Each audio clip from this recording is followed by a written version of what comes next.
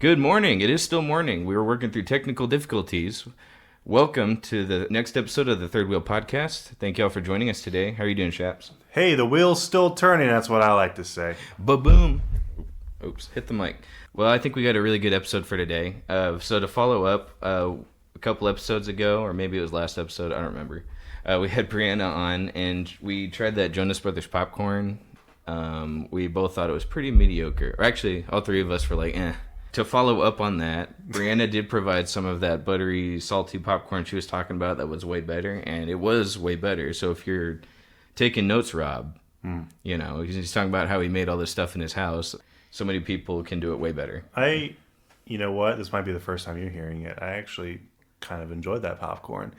In fact, I went back handful after quote-unquote handful. I really enjoyed the barbecue popcorn. That was quite unique. It really satisfied the country spice in me, as they say. Oh, God. That wasn't Jonas Brothers. It was Kelly Clarkson. You have heard of Oh, that's true. I think Rob had nothing to do with that popcorn. No, honestly, no. He's just like walking around. He's taking people's popcorn. Like, okay. I think that episode with Brie was like one of my favorites, so I keep going backwards and just listening to that. And then I've re-listened to that popcorn eating like 20 times. It's phenomenal. Well, that's not a weird thing to say at all. What? Why which parts specifically? You know what? That's the last time I opened up to you. Good. Ladies and gentlemen, we got a great show for you today. So I wanted to follow up with Brianna's popcorn. The other thing I wanted to follow up on was homeschool dating. Turns out it's not a thing. Shaps was so full of crap. But what a great idea, isn't it? Like, okay, no. Okay, no. Let me hear me out. I don't think children should be dating. No, that's not what I'm saying. Of course not. What I'm saying is it could bleed into it. Hold on. Let me put this out there. What if it was for homeschool parents, particularly moms or something, you know, and they need to I guess dads are being part of it too, and I'm talking about single parents, you know, who are homeschooling. That's a hard job to do. That's a hard thing to do, and then there's really no time for themselves, you know, because typically they're homeschooling or they have a job or they're homeschooling and they have a job. Where's their time? You know what I'm saying? Where's their companionship in their lives? So I think it'd be really cool if there was a program where these single parents can just meet up and compare curriculums. They can compare teaching strategies. They can compare each other's children, you know? Like, oh, mine is getting A's in science, but S in math. How can I fix that?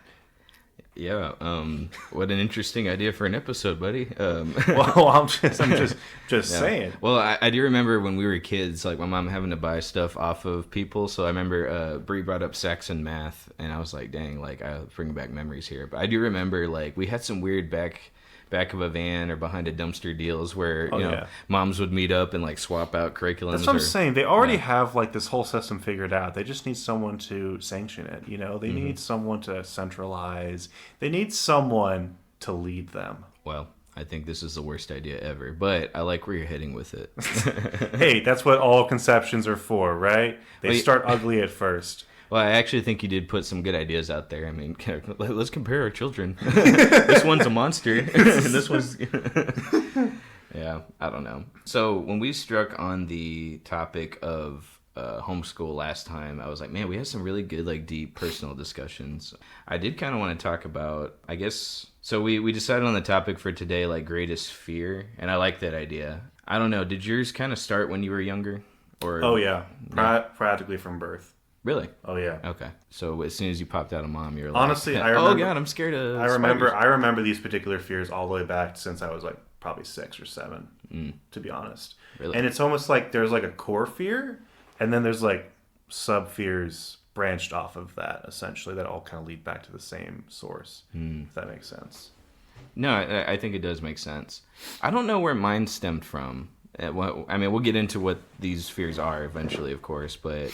I don't know where these came from. I don't think really anyone really does know, because I think it all has to stem back from childhood one way or another, and so much of the time we don't actually remember those particular traumatic parts. And I'm not even saying it all has to be traumatic. Right. For instance, you can be deathly afraid of squids, but like you never encounter one in your life, you know, but you don't even know why you're afraid of them. You just are. That's not mine. But Right. No, I think, I mean, while we're pulling up underwater stuff, anything underwater terrifies me, if I'm being honest with you. Like, because, you know, unless you're at the aquarium where you can see in a big tank, like in actual water, it's really dark. Yeah. You know, it's like you don't know what's coming at you, whether it's a fish or a shark or something. So, sure. I mean, if we're talking about deep fears here, underwater stuff, anything. Yeah, honestly. Yeah. Well, I guess I'll get started, honestly. Yeah, please. My core fear, and it's gonna sound weird if you're thinking about this when you're a kid, but really that's kind of where it started, is to let people down or to like kind of disappoint people, you know? And that sounds very basic, but let me like hear me out. Like they actually can manipulate parts of my life because it's actually lasted. It's a little different now, but essentially it can be a whole bunch of different things. There's so many ways to disappoint someone. What I mean specifically is not if like someone doesn't like me. It's if someone puts trust in me who does like me and I let them down. Like I actually drop the ball. That is like the worst possible thing that could happen. It actually ruins my day, if not my week, depending on the severity of the situation. A common occurrence is when I'm late to something. Like if we agree to be, hey, we have to meet up here at this time to talk about this, I will pretty much put, you know, as long as it's like, if it's like very serious, you know, or they're taking it seriously, not if it's like kind of loosey-goosey or lighthearted, more like, hey, we need to talk about this super serious thing. I'll be there, you know, probably like 5-10 minutes early or 20 minutes early, just so I make sure I'm not late. And if I am late, they'll say, you know, like, man, like, kind of wish you were there. Like that, just like those few collection of words were like, oh my gosh, like, I just failed really hardcore. And like, it happens it used to happen all the time with like work, for instance, if I was late to a job. I used to carpool one time, and this was like the worst possible memory of it. One of the worst for this kitchen job. And this guy picked me up or like drove near my apartment around like 5 a.m. I had to be there at the kitchen around 6 o'clock or 5:30 or something like that. And I fell asleep like on my couch waiting for him. And he took off without me. And then he was like calling me up. He was like, what the heck, man? Like, I'm going to be late for work now. Like, you did this, you did that. I'm like, oh my gosh, that is like, I was like completely just, what do I do? You know, like, I don't know what to do in that situation. And you completely lose all rational thought. So it's almost like, I think it ties into a little bit to anxiety. So I've struggled with anxiety before, and it feels like the walls around you literally are like compressing and crushing you. Yeah. Actually, I don't know if anyone here on our show listens to John. I think it's Dr. John Delaney. He's an extension of David Ramsey. Dave Ramsey. Yeah, he's an extension of that. He has his own podcast where people call in and give their problems, and he says like all anxiety is just like an alarm system. Right. Like your alarms are going off. Yeah. I know a lot of people like I have anxiety, and then they kind of let that like rule their life. I don't think you do, and I understand what you mean. Like you get it makes you anxious. I wouldn't put too much stock into like, you know, I have anxiety and all that kind of, like all anxiety is just like an alarm system going off, you know. But I'm not telling you nothing that like to. Well, there's also a misconception with anxiety is that it's only a negative thing, which in ways it kind of is.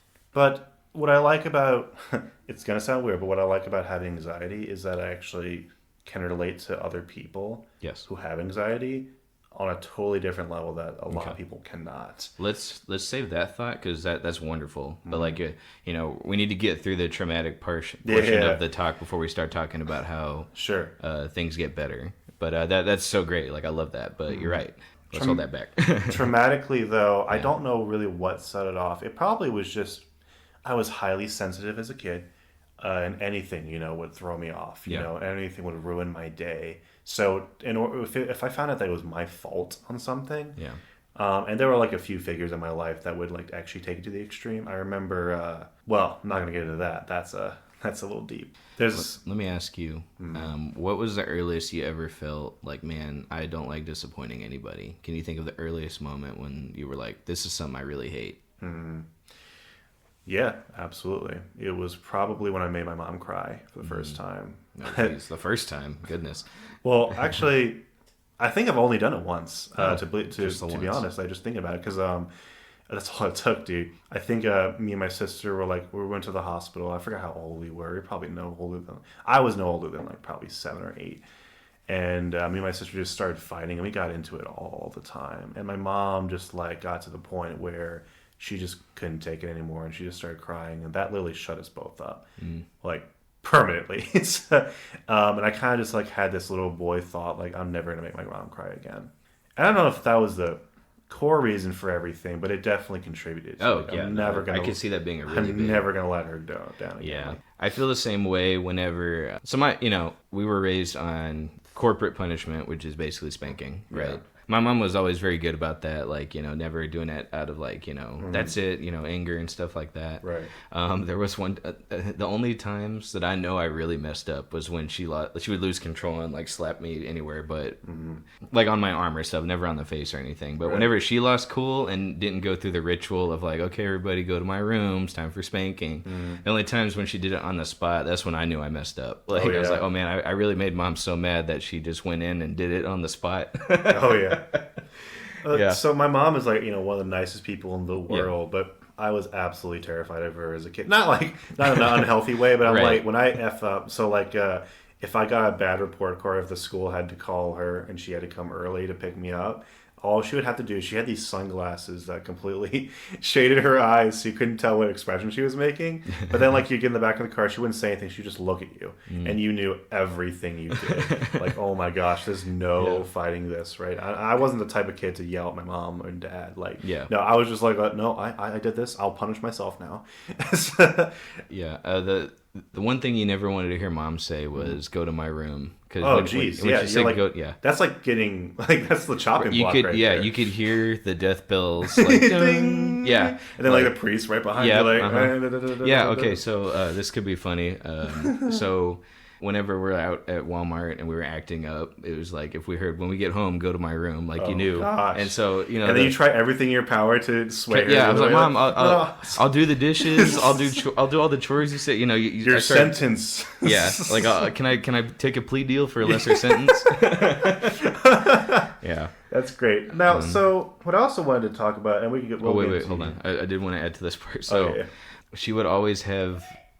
So we go to the room, and then we're like, okay, it's time, right? So then she'd have the Bible ready. Oh boy, you know what I mean? It's like reading our last rites, but she'd make us turn to like 3 or 4 verses that we had to read. Right. And so it'd start off. I'd read the first verse or maybe the first 2 verses, but by that third one, I knew what was coming next. So it was like, so then it's like I get to the 3rd or 4th verse, and I knew like as soon as I'm done reading this, it's honor time. Thy father, thy mother. Yep. Fathers, do not provoke your sons to She's like, keep reading, Did your mom have to go through several? So we had a paddle we always used, and I'm not gonna lie to you, like it was probably just a regular like ping pong paddle. Or something like that you have the rubber band on, you can mess with the ball. Well, that was off of it, and it had like an eagle on it. It was like, oh man, this is for delivering justice. We actually never got spanked, but my mom was just so effective. Not being scary, just being disciplined, disciplining us, and keeping us in line. Even my sister, who's like the biggest rebel ever, she couldn't fight back. Like that's just how powerful she was, and she still is. And I admire her for it. Nowadays, like to do all of that without like really losing it and just hitting us. Like I don't judge any parent who does it like healthily, in a healthy way, but she just kind of had this presence, undeniable presence. The only time she would like lose her temper and actually yell, she's Italian, by the way. So like that's just part of her blood, She grew up in a family just like that. Yeah. Is when like it started to get like bloody. Like if me and my sister like fought so hard that like someone got hurt, then she would like she put so many holes in walls. Like wait, your sister? No, my mom. Oh goodness. Okay, I missed that part. She like once, like the door stopper on door, where a door is supposed to. Yeah, she like once slammed a door so hard the door stopper I think like went inside the wall. That was crazy. Yeah, you see that image and you're done. There was one time my brother, I don't think he punched a hole in the wall, but I think my brother was running at my other brother, and then my brother jumped out the way like last second. And I don't know if it was his elbow or something, but he put a hole in the wall. And then dad came home one time and was like, "You literally brought the house down." Literally, yeah. We're gone for 1 hour, and you literally bring the house down. Oh my gosh! Yeah. But God bless her. She's an amazing woman. Yeah, my mom is too. She's phenomenal. Still is. Thank God. Oh yeah. And she's only gotten better as time went on. So when you were about to transition, was that going to change it from? Because I still got to give my my deepest fear. You know what? Let's do yours first, and then I'll talk about kind of how I deal with my fears nowadays compared to how I did when I was a child. Yeah, for sure. Yeah. Okay, if I'm being honest with you, I don't know where this came from. I really don't. Yeah. And it was so weird that I would struggle with it as like a 13-year-old. I don't get it. I have a theory, but I don't know if I could ever really put it to words, or at least have it be like the right answer, because I don't know. But I really struggle with a fear of abandonment, which is weird because, family never abandoned me. Friends, I've had like relationships with, and friendships, I mean, in the sense of like friendships where I've had to cut somebody off, which is hard, by the way. Like everyone on Facebook acts like it's so easy. Like, oh, I can't wait to block this person if they don't like something I post. I'm not like that, because it's like, if I have someone on Facebook, we usually had a really good friendship, or really good, like, hey, we had a great encounter that one night. Even if I never see him again, like, we connected in a way. It's like, I kind of want to somewhat keep you in my life somehow. Right. Even if it's through Facebook, which isn't like 100% real. And when I say fear of abandonment, I am talking about women in relationships. Sure. So I don't know how I was struggling with this so young. Oh, so it was before you started dating? Yeah, way before. So I had to have been 12 or 13 when I was super terrorized by the thought of like being with someone and then them saying I'm not good enough and then leaving. Wow. As far as like fear, like I can relate on your end as far as like, letting people down. I don't like letting people down either, but it's not like a fear I have, because I am a pretty competent individual where if I let someone down, it's because I really struggled. Like but I tried. I did my best. If I forget something and then I let somebody down, like, oh, oops, my bad. But I can move past it. It doesn't feel good, obviously, but I can move past it. But I really have a fear of like, and of course, all the alpha males on this are like, oh, bro, I've been left by people before, and just totally, you move on. But I've always had a deep rooted fear of being divorced or being with someone and them saying like, hey, you're not good enough, or whatever, and then leaving. Wow. I don't know why. The only thing I can think of, and this does go back to my childhood. So biological dad, not the best person. I wouldn't even say he's a good person, but who am I to judge? He was always accusing my mom of like, you're cheating on me, or you're going to leave me, like all this stuff all the time in front of all of us as kids. Yeah. And so like I had to have picked it up from him and like listening to how he talked to mom, listening to how he talked to other people. And, I mean, I don't know this for sure. He's not here to defend himself, but I'm pretty sure he was the one cheating. He was the one talking to other people. But he would always take out, like, some kind of hurt or past torment that he had on my mom. And I think I just absorbed that. So I get to, like, I'm 13 years old. I'm not even... My mom wouldn't let me date till I was 18, which was a great idea. Yeah. But I'm sitting here at 13 years old. I'm still 5 years away from being able to date somebody. Wow. Being afraid of like, oh man, my marriage is gonna fall apart. That's kind of ridiculous, you know what I mean? But like, but where does that come? I'm so like, where would something like that come from? Where I'm struggling with these thoughts at 13 years old. I'm 27 now. I'm nowhere near getting married. So what would make me struggle with that at such a young age, where I'm still not even like 15 something years later almost? Why was I afraid of something that was still at least 15 years away? I don't. That's weird to me. Yeah, I actually don't struggle with like self-confidence issues a whole lot anymore. I used to all the time in childhood, but not really so much anymore. But I still have that kind of almost primal fear. Like if I one day, when I do get married, like, will I be good enough? You know, because you don't know what their expectations are going to be, and that's like that's bullcrap to feed yourself. Yeah, for sure. But it's still kind of always beneath the surface. Like. Again, that's why I said primal. It's not something that I think is normal to think about. Or it's normal, but like not in the sense where it's healthy.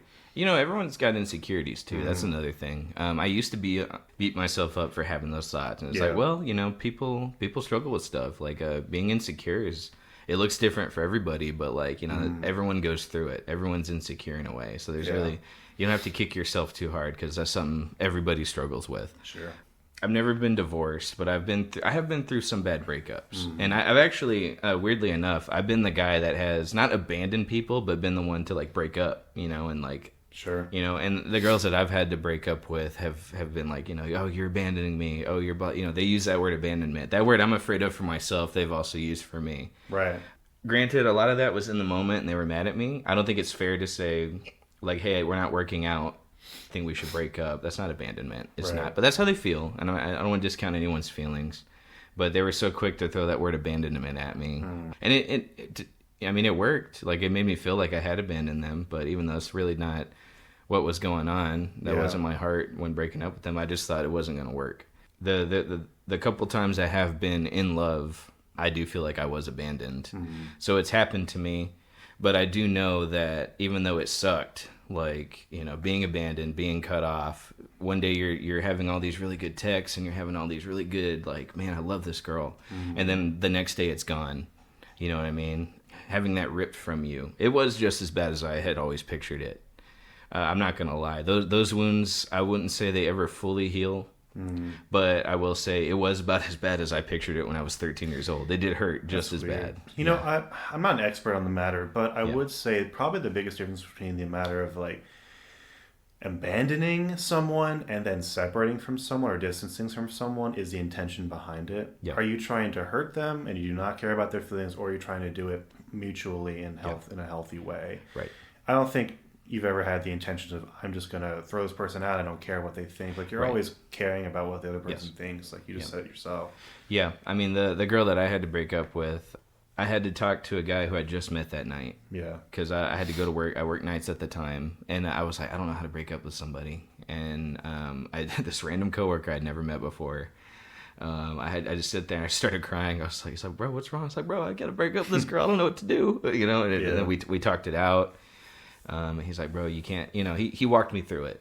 And it sucked, but you're right. Because I felt so guilty about it for a long, like 6 months after the fact. And some people make you feel guilty over it, even if they don't realize they are. And you know what? She was a sweetheart. She was like, she was mad at first. She used the word abandonment, all that kind of stuff. But that was in the moment. Yeah. I don't usually fault people for saying something they don't mean in the moment. Sure.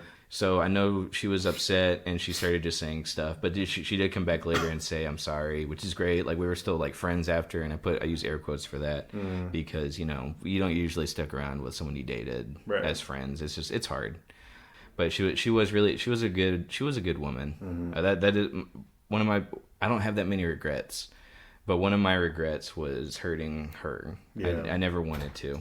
It was not cool. Yeah. So my biggest regret, one of them, like I said, I think the mistakes I've made, I've learned from, but like I don't have any regrets in regards to my own life, and like maybe regrets is a totally different episode. But I will say, like, one of the things I do regret is when my decisions have hurt other people. Sure. But I would like to get off the topic of regrets because that's a whole nother episode. Sure, yeah. I don't know where my deep-rooted fear of being abandoned comes from because it's happened and it's been just as bad as I thought it would be.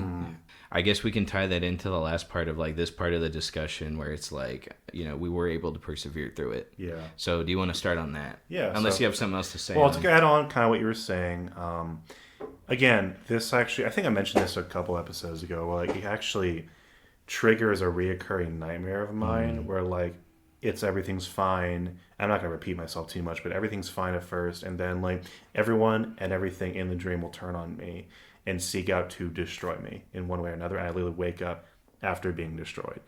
And that's, again, I've had that since childhood. That weird nightmare. I don't know where the intensity comes from. How I've been able to deal with it, I am a lot more honest with people now. I'm honest with what I'm able to bring to the table. I don't build myself up to be more than I am. I can confidently set expectations, I think, with people. And I also challenge myself to set like contingencies, just in case something does go wrong. Not that it's always the healthiest thing to do, but I do think it helps you to put effort towards someone. Like when you care about someone that much to where you get completely torn up if you were to disappoint them in any way, then it always makes more sense to just put the effort towards it. Then put the effort towards you're not going to disappoint them. And hey, you also have to accept that everyone's going to be disappointed by something once in a while. That is very true. And I needed to learn so badly that just because you disappoint someone does not mean they hate you. It does not mean they want you dead. Does not mean they want you gone. Here's the thing. I know the difference because I've dealt with friendships before where literally they've said, I'm excommunicating you. The words, I'm excommunicating you. I'm sorry, we're going back to the Middle Ages. or like John Wick over here, excommunicado. Like legitimately, and they did it twice to me. That's really stupid. But like, but that, again, that was in like middle school / high school, but still that kind of memory. I was like, middle schoolers knew that kind of vocabulary. I was like, they were Catholic, I guess. No, and that was terrifying to me because I was like, that's literally the ultimate trigger right there. It's like a friend literally says, everything you did was wrong, and you're the reason this is not going to work. A friendship, mind you. Yeah. But the people aren't like that. Normal people aren't like that. Yeah, you may disappoint them. It sucks when I disappoint someone still. Yeah. But I always have to just keep telling myself, it's going to be fine. It helps if the other person also says it's going to be fine.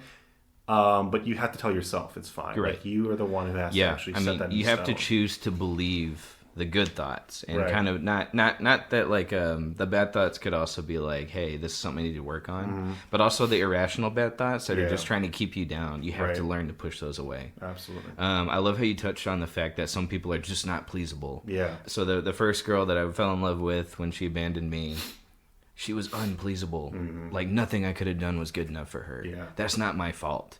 Did I do everything right? Absolutely not. But I didn't do anything that like what should have ended the relationship. It was just that was all on her. That was a choice she made. She chose to be like, okay, you're not good enough. I'm leaving. Yeah. You know, oddly enough, that being my first girlfriend and her being so hard to please, that was, I would have done anything to stay with her. So she could have came back and said, I want you to do something stupid. You would have done it, right? Make it something ridiculous. And I would have done it because I had no confidence. Sure. And like, it took forever. I had to go through therapy. Not really her fault. I still needed some growing to do. I need someone to help me process that type of relationship and what it's like to get over something like that. And it took me a good 9 months to get over her. When I finally did process that, I was like, okay, therapist said I did nothing wrong in regards to the breakup. I did nothing wrong. Right. So she can say that all she wants, but it's up to me to choose to believe it. I have to choose to believe I was good enough, but she made the choice that I wasn't. I had to be like, okay, that relationship, the way it ended, wasn't my fault because I did everything I could to make it work, and I did all this self-work on myself, and it turns out she wasn't willing to do anything for herself to make the relationship work. So like you said, you have to choose to believe that you are competent, you are good enough, you're going to do your best to not let people down. I had a friend who, no matter what I did, same thing, like it was just like criticize something. And he was one of those guys that would use the Bible to twist his opinion into the absolute truth. And that's really annoying because he can quote the Bible better than me. So, I don't have a counter scripture. Right. But anyway, that's a little sidebar. So, like, you have to understand when someone is unpleasable, too. And, like, no matter what you do, they're going to take offense. They're gonna throw stuff at you like, man, you really left me to dry. You don't care. If you have confidence in yourself and you're able to see past that, like, well, what they're saying doesn't match up with who I actually am. Right. That's how you know you're actually making progress in being a confident person. You also want to make your intentions clear. So, like, a common instance for me, I love humor, right? And I love kind of pushing the envelope, sometimes. And there are some friends who I can go absolutely crazy with when it comes to humor. But then, like, there are a couple friends, like, I can do that for a little bit, and then, like, one thing will set them off. And I'm like, oh crap, what did I do? Like, how is that? What did I do different? And sometimes they won't even give you a straight answer. Just like, wow, how could you say something like that? I'm like, oh, I'm sorry. Like, as long as you make your intentions clear and seek out, like, hey, you actually have to be apologetic about it too. Right. Like, you approach that person, even if it doesn't make sense to you logically or emotionally, you gotta say, hey, I'm so sorry. Like if that offended you, I'm so sorry if I did something wrong. Was not my intention. Right. And if they're mature about it and you're mature about it, then nothing will go wrong. Yeah. You know what? That's really good. I'm willing to change how I talk for somebody if, like, say, okay, I used to curse a lot. I don't curse anymore. If I'm really tired or if I've had a few drinks, sometimes stuff will slip out. Yeah. But I've gotten really good now at, like, no more cursing. there are some people, man, that like they just get so mad when you say something wrong. They choose to get so offended.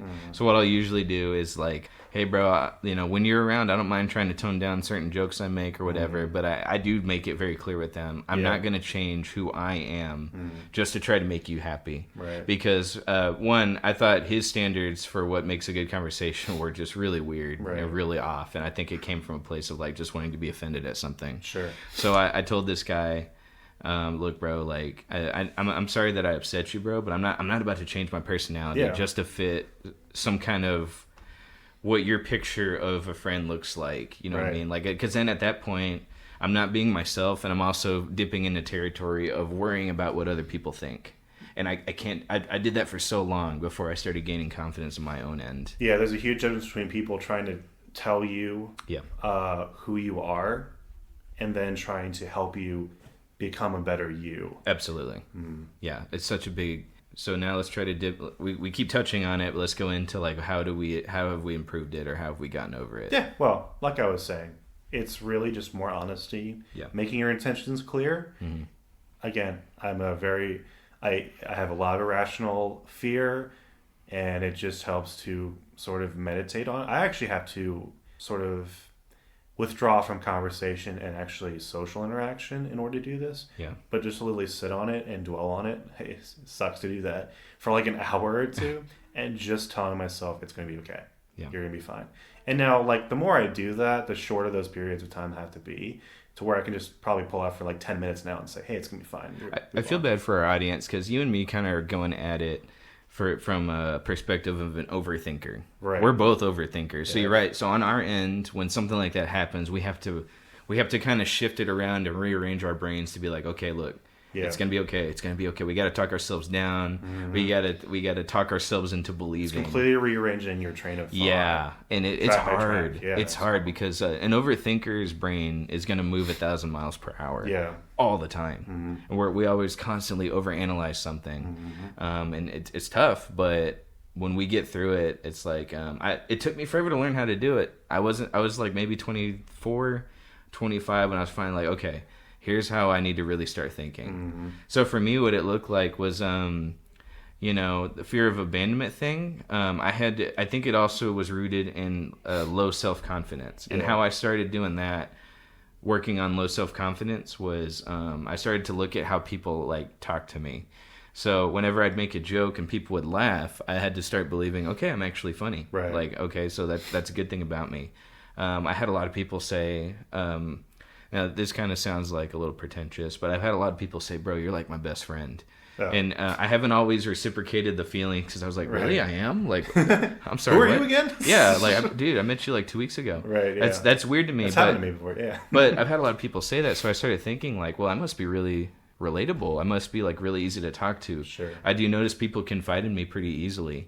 So I started thinking, okay, well, I'm relatable. People like to open up to me. People do enjoy talking to me. They're laughing at my jokes. Yeah. How my confidence rose when it came to dating was, so the first girlfriend, before she went crazy and abandoned me, she started talking, she kept complimenting me and saying, like, man, like, you're everything I looked for, you're blah, blah, blah, she gave me all these really good compliments that I actually never believed about myself. Right. And then when she left, I started dating again. I dated a few girls in between the next girl that I fell in love with, and I had to start listening to what they were saying about me, and they were saying good things. One girl, we only kind of talked for 2 weeks, but she said, like, man, you really ask about my day. You're so caring. And then the one girl after that, she's like, same thing, compliments. Oh, yeah. It's a choice, but I had to choose to believe what they were saying about me, Absolutely. the good things. And like, it's hard. My best friend now, she does call it out when there's something I need to improve. Yeah. She is very good. So you have to also set aside your ego and like think about, okay, well, here's what I actually really need to improve on. When I was getting these compliments, I have to take them and I have to believe them. I have to choose to, because like, if my voice is the only voice that's being down on myself, but everyone else is telling me like, I'm a great guy, I'm really fun to talk to, I'm a good boyfriend, it doesn't make sense that the only voice, my voice, telling me I'm not that, but everyone else is telling me I am good enough, I am cool, I am fun to talk to.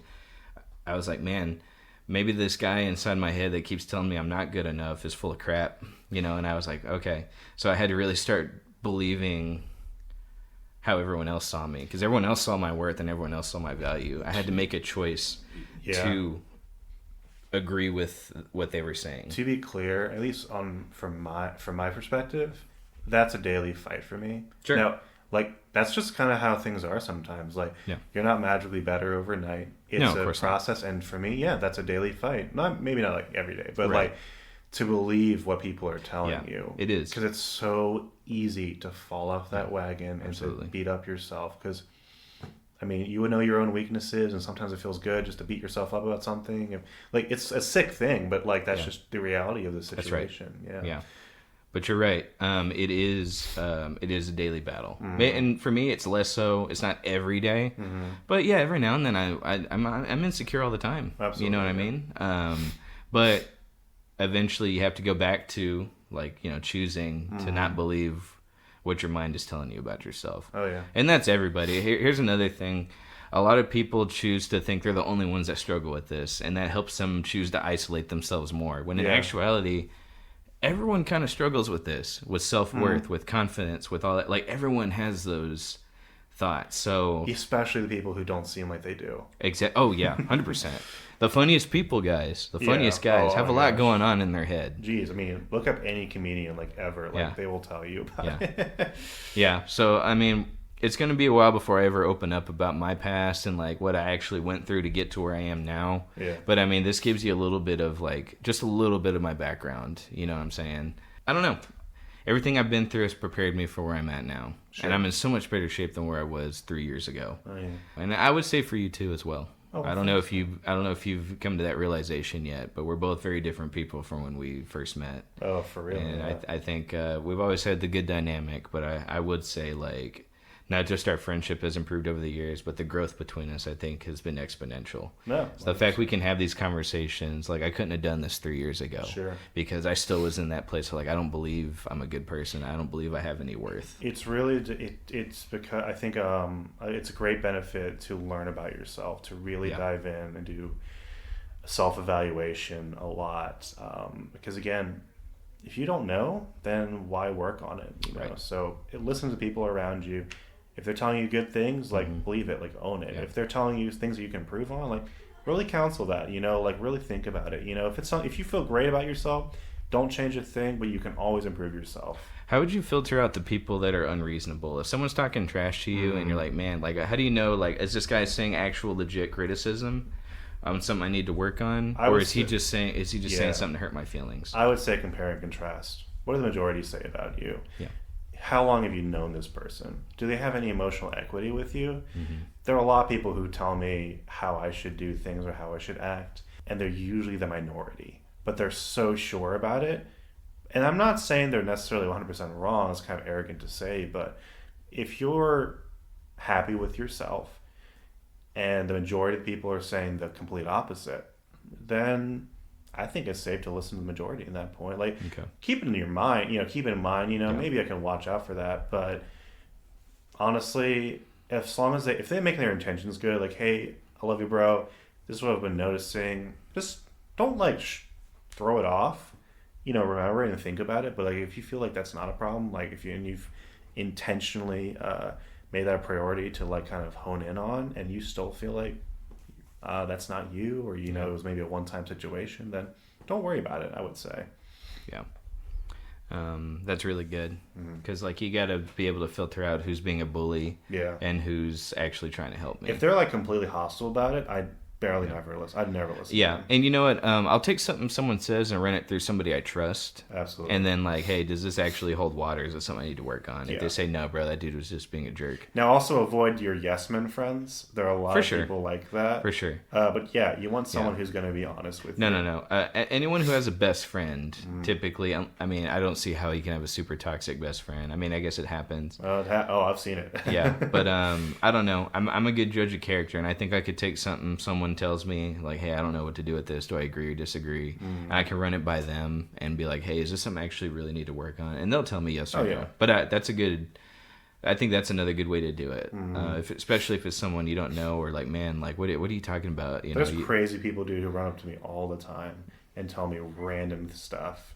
And yeah, that's another daily struggle, is just filtering out and throwing away all the garbage and finding, the few jewels, in there that will actually make you a better person. Yeah. But because you always want to be a better person. Absolutely. But you don't. If you change for everyone, then you're not going to be anything. You don't ever want to stop growing. Yeah. You don't. Even like, I don't care where you're at in your life. Mm-hmm.